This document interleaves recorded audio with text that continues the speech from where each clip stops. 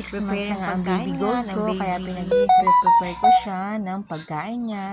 At yung nga palang pagkain niya is squash, carrots, sweet potato, and salmon, and egg.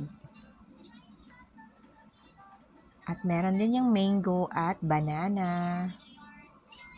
Simple nga lang yung ginawa ko, nilaga ko, at pig-blender ko.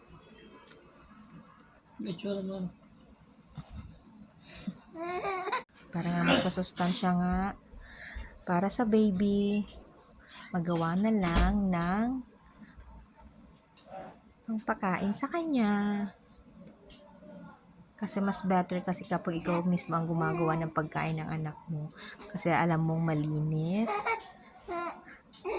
at safe. So, yan nga guys. Simple lang yung ginawa ko dyan.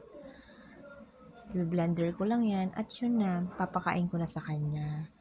So, first time niya nga kumain. Kaya konti-konti lang naman. Ayun. Ayan nga guys. Nasubo.